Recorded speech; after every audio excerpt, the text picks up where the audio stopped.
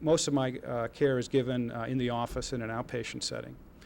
I don't do expensive procedures, and having this micromanagement of when I can make a referral or when I can't make a referral, of what lab tests I can order or what medications I can prescribe, or having to explain to the patient what is covered and what isn't, and have them get mad at me or the insurance company, really detracts from what really needs to be taking place, which is health care and the satisfaction with care. So not having care micromanaged in the office is certainly a benefit to both the patients and the physicians. And we've heard a lot about what the advantages to the patient are in terms of being able to shop and cost savings and choice and things like that, increasing investments by having patients basically be able to keep the money from lower utilization rather than having go to HMOs. And I think that's why when marketing studies are done, it's really no surprise that people say, I would be interested in an MSA option, because they quickly get the idea that if money is saved through staying healthy or through lower utilization or using generic medication instead of more expensive medication, that if they choose to do that, they can keep the money rather than the HMO keeping the money by imposing that on people. And the last thing I'm going to say is a little bit of heresy for people who are MSA purists, and that is that this has been mentioned but hasn't really been directly addressed, that MSAs really are not incompatible with managed care. In fact, MSAs really are the best form of managed care. In terms of the routine medical costs for things that are going to be paid out of a medical savings account, basically what's happening in the language of managed care is there's capitation. But who is capitated? Not the physician, not the primary care provider. The person who's capitated for their medical expenses is the consumer. They're given $2,000, $1,500 in their medical savings account per year. That's a capitation. Who manages that? The patient manages that. The consumer manages that instead of the HMO or instead of the physician, who may have some incentives to provide less care. Now it's the consumer who is the best manager of the capitated money in their account for their routine health care. Now here's where you can consider blends of managed care and medical savings accounts. For catastrophic illness, unexpected illness, that's the time where consumers have less discretion, where they may have less knowledge because of the extreme technical factors involved, getting a heart transplant, getting a bypass operation. So there are areas where when you go above the amount in the medical savings account or into the insurance portion, there may be a role, and the market will probably dictate that there be blends of managed care and medical savings accounts.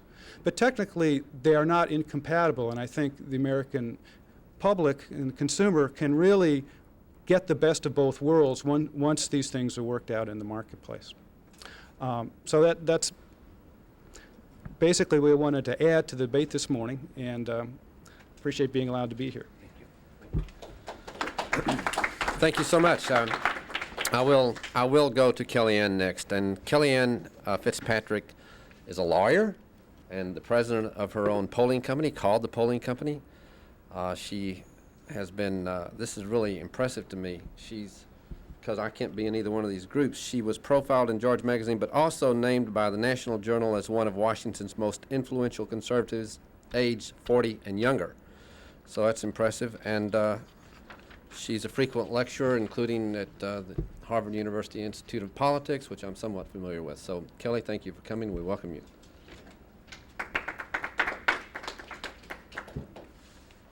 Thank you very much, Bo.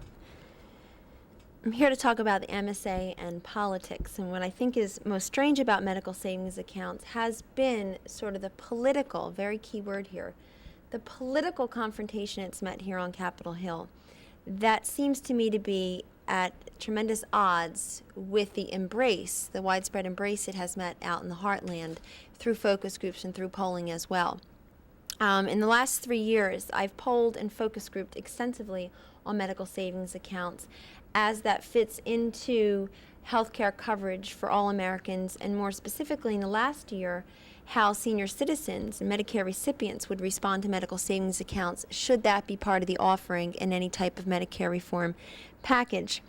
When you think of medical savings accounts on paper, it seems like a very sort of democratic, small d idea, and it seems like something that's quite American. It talks about choice, expanding freedoms, you having more control over one of the most intimate, private areas of your individual lives, meaning your health care. And it talks about reward, literal reward, in this case monetary reward, for exercising personal responsibility and restraint. It also, I would proffer, it seems to offer that elusive term, yet a very important one in politics, called compassion. It is very compassionate, I think, to tell responsible insureds that you will get something back at year's end as a reward for not for staying well, not for escaping injury or sickness, but for being responsible in the way you consume your health care, and that is the distinction that is key. It's very American, so it seems like it would meet with bipartisan support legislatively. It seems that it would not meet with resistance by some business owners and by some organizations. But it has, and I think that's because of that four-letter word, politics.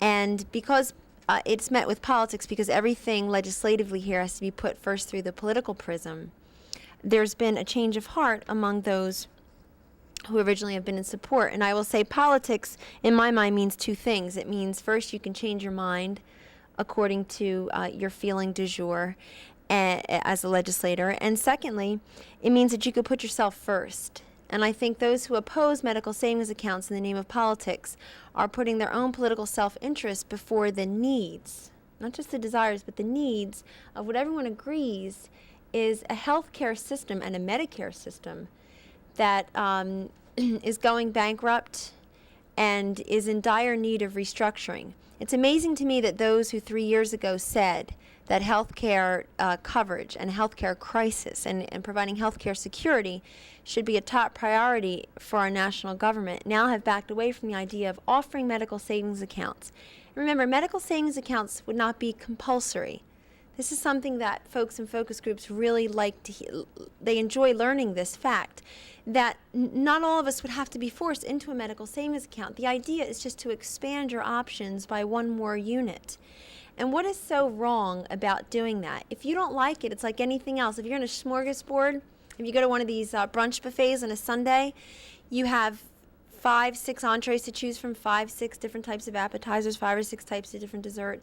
If you don't like banana Fosters, you go for the chocolate each time. But if you like it, it's there. It's just an added. It's an addition to you, and it's I would say very, very American, very small d democratic. I just want to read you a couple of quotes from Democrats here in the House, and quotes that they've made, and you may have heard them earlier this morning. So please bear with me. First is a very encouraging one from retiring Congressman Andy Jacobs from Indiana. He's a Democrat. And retiring Congressman Bob Torricelli is retiring because he's running for the Senate in New Jersey. So it's a different kind of retirement, but they both agreed on one thing. They were both original co-sponsors of MSAs in the House, and they both made the following statement: "We cannot think of a more democratic idea than MSAs. In fact, it was originally our idea. Mr. President Clinton, we believe MSAs will be a huge benefit to the American public." This is an issue where the President is hearing from his colleagues in the House and Senate that they would in fact support this and have. They've affixed their signature to such legislation.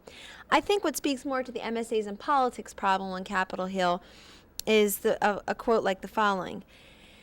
Quote, "It's very popular. A lot of people like that option, and I think it will be in the final bill. I think it's a great option." You may think this is something that Congressman Dick Chrysler has said. No, it was by House Minority Leader Dick Gephardt at the time he was Majority Leader. It was made on August 2nd, 1994. Not so long ago, time-wise, but a real long time ago, political-wise. And, of course, there's a change of heart with that as well. And I think perhaps the best evidence we have that medical savings accounts work is two-pronged. The first is that they truly work in the private sector. I stand here certainly as a pollster who has tried to quantify support for medical savings accounts in polls, but also qualify support for it in focus group discussions, where it's much more appropriately posed to voters. And that is because medical savings accounts are new in terms of a concept being introduced to the American public. And they're complex. There's nothing simple about healthcare. As the chief of staff to a 12-term member told me about a year and a half ago, in all his years on the Hill, which is over 20, he has never seen a more complex issue than the whole healthcare debate in his mind. And so, admittedly, any solution you would have to such a complex problem would probably be complex in its initial explanation to the American voter. And that's why polls certainly can measure it, but it's difficult to measure something so complex. It's very much like the minimum wage, where you've got 80% saying I support it, but about 12% know what it is and how much it is and what the impact would be. There are, I would argue, certain issues that do not belong in polls. And it's not that questioning and sequencing is misleading, but sticking in a poll to begin with is.